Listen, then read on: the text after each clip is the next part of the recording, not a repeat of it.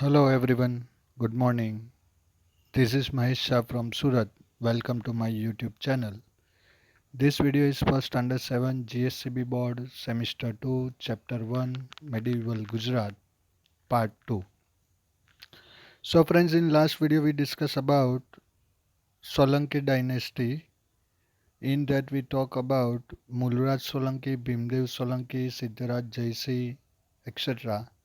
With that we talk that during the Siddharaj Jaisi period, his reign, so Anhilwad pattern was flourished well. At that time, Acharya Sri Hemchandra Acharya wrote a grammar book, Siddha Hem Sabdanusasan, that we talked in last video. So today, in this video, we continue that story. That only not the king, but the queen of the Solanki dynasty was also very dynamic. तो वो Solanki dynasty के जो king थे, जो राजा थे, वही नहीं, but उनकी जो क्वींस थी वो भी बहुत ही एक्टिव थी. Anhilwad Patan had not only dynamic kings and academician, but the queens were also equally dynamic. In fact, Queen Udaymati built a stepwell for the welfare of her subjects. This stepwell is known as the Rani Ki Vav. So this is the Rani Ki Vav. ये queen Udayamati ने बनाई थी. आप देख सकते हैं इसको, कितनी बड़ी वाव है. पहले के ज़माने में पानी स्टोर करने के लिए इस तरह से वाव बनाई जाती थी. और उसकी एक दूसरी ये है पिक्चर, जो लेटेस्ट हमारी 100 रुपीज़ की नोट है, करेंसी नोट, उसके ऊपर ये जो सिंबल है एग्जैक्टली ये वही है. देखिए, same to same. So if the question someone asks you that what symbol or what monuments you can see on a 100 rupees currency note, then you have to write answer, or you have to speak answer Rani Ki Vav. This was built by Rani Udaymati. Now who is Rani Udaymati? So the mother of Siddharaj Jaisi. No, Rani Ki Vav. Then after this stepwell consisting of 7 levels in an unparalleled example of art and architecture. So this is the 7th layer like this, and it is really very interesting thing that at that time there is no modern machineries was available. Then after this kind of architecture was built in the olden time. तो कोई भी modern machinery नहीं थी, उसके बाद भी इस तरह का आर्किटेक्चर वो ज़माने में बना. This shows that what talent we had in our ancestors. The beautiful carved stone idols tells us of the glory and prosperity of the Solanki era. So see, this is the idols. This carved by hand. This all made from hand, handmade stone carving it is called. So this shows us the glory and prosperity of Solanki era. Solanki rain में कितना development था वो यहाँ से हमें पता चलता है. And next, the mother of Siddharaj जैसी, queen Meenal Devi. King Siddharaj Jaisi's mother was much concerned about the welfare of the subjects and levied the pilgrim tax. तो मीनल देवी जो थी वो भी काफ़ी एक्टिव थी. सिद्धराज जैसी की मदर, अब जिसकी मदर इतनी एक्टिव हो तो वो ऑब्वियसली उनका जो सन होगा वो कितना एक्टिव होगा, वो सिद्धराज जैसी ने प्रूव कर दिया यहाँ पे. तो मीनल देवी ने क्या किया है, एक तो जो पिलग्रिम टैक्स जो होते हैं थे, यानी जब आप कोई टेम्पल या कोई ऐसी जगह पे ट्रैवल कर रहे हो तो उसके ऊपर जो टैक्सेस होते थे वो टैक्सेस उसने कैंसिल करवा दिए. उसके अलावा the Malav lake of Dholka and the Munsar lake of Viramgam, ये मालो लेक है, ये धोलका में है, और मुंसल लेक जो विरमगाम में were constructed at her instruction. ये पूरा लेक उनके इंस्ट्रक्शन पे बना था. The Sahasra Lake of Patan was constructed. Sahasra Lake of Patan was constructed during the reign of King Siddharaj Jaisingh. सहस्त्र लेक जो था वो सिद्धराज जयसिंह के टाइम में ही बना था. The history of Anhilwad Patan is associated with the name of brave heroic lady. जो history है अनिलवाड़ पाटन की वो एक ब्रेव लेडी थी, क्वीन थी, उनके नाम के ऊपर भी है. After the death of King Ajaypal, his son being too young, Queen Naiki Devi his mother took over the responsibility of the kingdom. तो ये है नाइकी देवी. ये अब इनका जो लड़का था अजयपाल वो छोटा था, उसकी वजह से इन्होंने सब कमांड अपने हाथ में लिया. ड्यूरिंग दिस टाइम शहाबुद्दीन गोरी, दिस इज शहाबुद्दीन गोरी, ये है, cross the desert and attack Gujarat. Shahabuddin Ghori Pakistan Afghanistan side से इंडिया में आया डेजर्ट क्रॉस करके और उसने गुजरात पे अटैक कर दिया. Queen Naiki Devi exhibited इनोरमस courage, tied her infant son to herself, led the army of Gujarat into the battle and successfully defeated Shahabuddin Gori. तो जैसे रानी की झांसी की रानी लक्ष्मीबाई ने भी अपने लड़के को अपने साथ पीछे पीठ के ऊपर बांध दिया था और बैटल फील्ड में गई थी, उससे पहले ये नाइकी देवी ने वो काम किया था. उन्होंने अजयपाल को अपनी पीठ के ऊपर बांधा और शहाबुद्दीन गोरी से बैटल की और इसको हरा दिया. शहाबुद्दीन गोरी को, इतने बड़े वॉरियर को इन्होंने हरा दिया. देखिए इतनी ब्रेव लेडी हमारे यहाँ हुआ करती थी. After the Solanki dynasty, the Vaghela dynasty ruled over Gujarat. Solanki dynasty के बाद वाघेला डायनेस्टी आई. सबसे पहले चावड़ा, फिर सोलंकी, फिर वाघेला. ये सीरियल आपको याद रखना है. The last emperor of the Vaghela dynasty Karandev Vaghela, ये है Karandev Vaghela, was defeated by Alauddin Khilji. ये अलाउद्दीन खिलजी है. And it brought to the end of Rajput rule over Anhilwad Padan. जब अलाउद्दीन खिलजी ने करणदेव वाघेला को हराया, यह है करणदेव वाघेला और यह है अलाउद्दीन खिलजी. इसने जब इनको हराया उसी के साथ राजपूत रूल जो है वो अनिलवाड़ पाटन में एंड हुआ. Later for a period of time Anhilwad Patan remain the capital of Gujarat just for name sake. उसके बाद पाटन गुजरात का कैपिटल रहा खाली नाम की वजह से. ड्यूरिंग द सल्तनत इरा अहमद शाह एस्टेब्लिश अहमदाबाद. ये है अहमद शाह, ये दिस इज अहमद शाह. इसने अहमदाबाद एस्टेब्लिश किया था in the year 1411 CE. Thereafter, Patan ceased being the capital of Gujarat and became the headquarter of Subagiri. फिर पाटन एक डिस्ट्रिक्ट बन गया. The Sultanate ruled over Gujarat through the 15th century and till the end of the 16th century. तो सल्तनत period 15-16 century में गुजरात में रहा. उसके बाद during this era notable sultans like Ahmad Shah, ये अहमद शाह है. फिर ये है मोहम्मद बेगड़ा. ये मोहम्मद बेगड़ा 35 kg रोज का खाना खाता था. इसको बेगड़ा क्यों बोलते हैं? तो गुजराती में जो छोटा पहाड़ होता है उसको गढ़ बोलते हैं, जैसे पावागढ़, जूनागढ़. तो इसने ऐसे 2 गढ़ जीते थे इसलिए उसका नाम पड़ गया मोहम्मद बेगड़ा. एंड मुजफ्फर शाह, ये हैं मुजफ्फर शाह. अहमद शाह बहादुर और ये है मुजफ्फर शाह. देखिए ruled over Gujarat. At the beginning of the 17th century, the Mughal dynasty established itself. 17th century में मुगल डायनेस्टी गुजरात में स्टार्ट हो गई. Thereafter, many other kingdoms came into existence in Gujarat. उसके बाद भी गुजरात में बहुत सारे अलग अलग किंगडम और किंग आए. अब सोलंकी टाइम पे एडमिनिस्ट्रेशन कैसा था?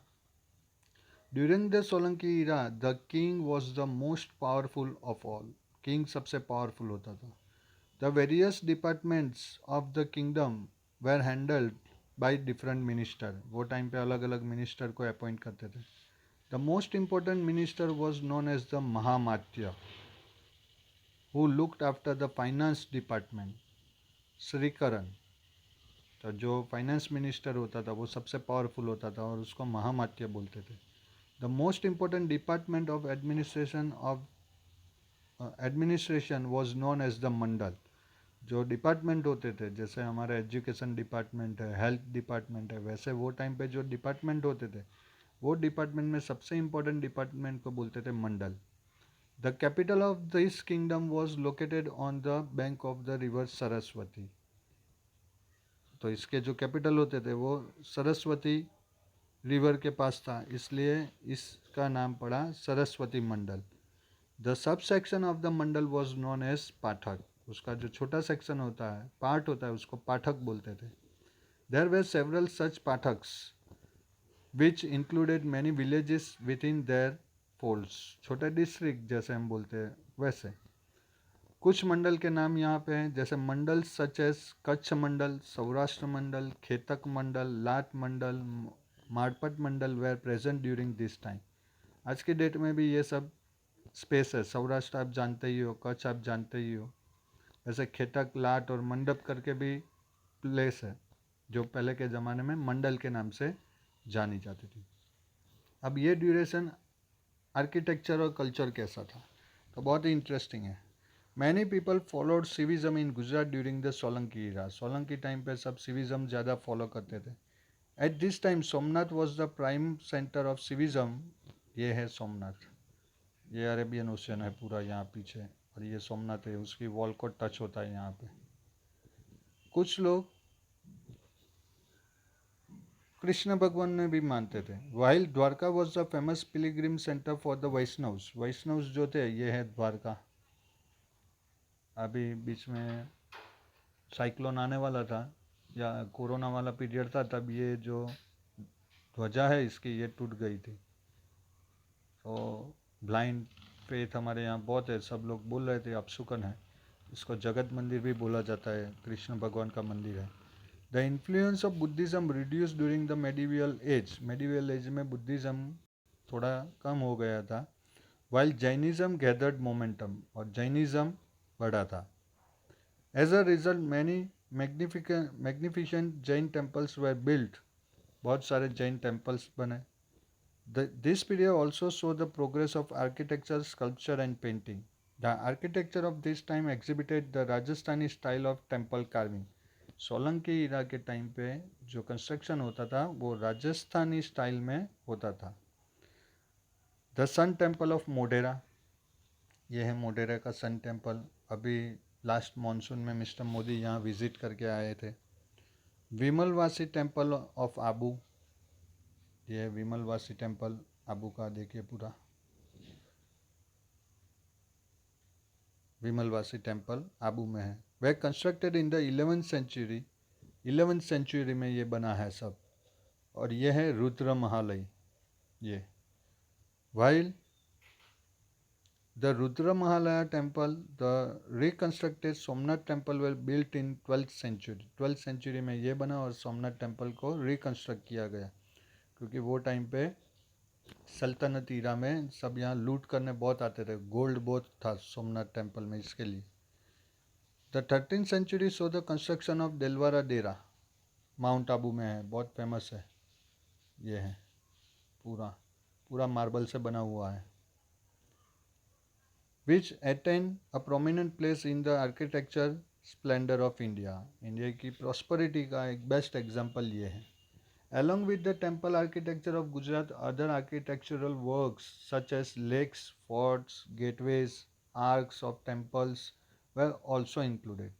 तो temples के अलावा lakes भी बने थे, fort, gateways बने थे, arcs भी बने थे। Among all the कीर्ति तोरण, यह है कीर्ति तोरण।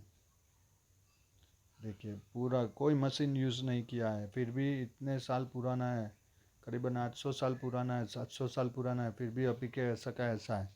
और हमारे रोड बनाते हैं, ये बार बनाया, दूसरी मानसून में वहाँ पे जैसे मून पे ड्राइविंग करते हो वैसे हमारी हालत हो जाती है। So Kirti Toran of Vadnagar is very famous. Manuscripts were usually written, ये देखिए मैन्यूस्क्रिप्ट्स यानी हाथ से जो लिखी जाती है, ये manuscripts were usually written on palm leaves, जिसको ताड़पत्र बोलते हैं. Margins were drawn along the four sides of this 2-3 feet long. ये 2-3 फीट ही लॉन्ग है. And 2-3 inch wide leaves, 2-3 inch wide है. और उसके ऊपर मार्जिन छोड़ के हाथ से लिखा जाता था. सोचिए, wide leaves, and within that limited space, writing or drawing were executed. Besides this, a lot of literary work on Jainism was accomplished during the Solanki era, like the uh, Vyasrai Granth. Vasrai Granth. Vasrai Granth यहाँ पे है, मेरा एक photo ली है, ये है रयासराई महाकाव्यम. ये ग्रंथ लिखा गया था वो टाइम पे. ये तो जेरोक्स कॉपी है, पर ये हाथ से लिखा गया था. Ahmedabad became the center of administration during the सल्तनत regime. अहमदाबाद जब जैसे पाटन था वैसे अब सल्तनत टाइम पे अहमदाबाद सेंटर बन गया. Many books were written in Persian. Persian में बहुत सारी बुक लिखी गई. Many works in Gujarat have been written during this period. Many famous mosques were build during the sultanate as well as the Mughal era. Mughal era और सल्तनत इरा में अहमदाबाद में बहुत सारी मस्जिदें बनी. The famed Siddi Syed grill of Ahmedabad. ये देखिए, ये पूरी स्टोन से बनी हुई है. देखिए, कोई मशीन यहाँ पे यूज़ नहीं किया है. कितनी सारी पेटल्स हैं, ये देखिए, पूरी की पूरी. ये एक बनी grill of Ahmedabad. And the Sarkhej Roza mosque, तो वो भी फ़ोटो है. ये है सर्केस रोज़ा मॉस्क्यू जो अभी भी अहमदाबाद में है. ये वह कंस्ट्रक्टेड ड्यूरिंग दैट टाइम. अब सोचिए, इतना सारा कंस्ट्रक्शन, वो भी कोई भी मॉडर्न मशीनरी के बिना. तो ये हमारा टैलेंट ही तो था, तभी ये सब कंस्ट्रक्ट हो पाया. अदरवाइज़ आज की डेट में तो कंप्यूटर है, बहुत सारे इलेक्ट्रॉनिक्स और डिजिटल हमारे पास इक्विपमेंट्स हैं. Thus, during the medieval age, for almost 560 years, Gujarat was ruled over by the Rajput dynasty. 560 years तक मेडिवियल एज में राजपूत डायनेस्टी गुजरात में रूल करती थी. 560 ईयर्स बहुत लंबा टाइम होता है. एंड लेटर बाय द सल्तनत era and the Mughal era. उसके बाद सल्तनत ईरा और फिर Mughal era. This is evident from the architectural splendour and the literary work of that period. अब इतने सालों पहले, 700 600 700 800 सालों पहले, 1000 1200 साल पहले इतना सारा डेवलपमेंट इंडिया में था. तो आप खुद ही सोच सकते हैं कि इंडिया की प्रॉस्पेरिटी कितनी होगी. इसकी और डिटेल आप जब ए स्टैंडर्ड में जाओगे तो आपको यही बातें आगे जानने को मिलेगी. ये थिंग्स टू नो आपको नोटबुक में लिखना है और ये एक्सरसाइज आपको सॉल्व करनी है. इसके रिगार्डिंग कोई भी क्वेरी हो तो आप मुझे टेक्स्ट करके पूछ सकते हो. तो यहाँ पे हमारा चैप्टर 1 का पार्ट 1 और 2 दोनों ख़त्म होते हैं. आई होप कि आपको सब समझ में आया होगा. अगर फिर भी कोई क्वेश्चन है तो आप मुझे कभी भी टेक्स्ट करके पूछ सकते हैं. नेक्स्ट वीडियो में हम बात करेंगे इंडिया के क्लाइमेट और नेचुरल रिसोर्सेज के बारे में. जो अपने 6th में अपने गुजरात के क्लाइमेट और नेचुरल रिसोर्सेज के बारे में पढ़ा था, अब 7th में आपको इंडिया के क्लाइमेट और नेचुरल रिसोर्सेज के बारे में जानना है. बहुत ही इंटरेस्टिंग चैप्टर है. बहुत सारे पिक्चर्स में आपको दिखाऊंगा. पूरा इस तरह से एक्सप्लेनेशन होगा कि आपको पूरा समझ में आ जाए, आपको कोई डाउट नहीं हो, कोई क्वेरी नहीं हो. इस तरह से हम वीडियो में एक्सप्लेन करेंगे. अभी भी आपने देखा कि हमने बहुत सारे पिक्चर्स देखे जो एक्चुअली में आपकी टेक्स्ट बुक में नहीं है, पर यहाँ पे जब आप उसको विजुअलाइज करते हो तो वो हमें लॉन्ग टाइम तक याद रहता है. तो I hope that you all are satisfied by watching this video. If you are having any doubt, you can text me anytime. Till then, stay home, stay safe, take care.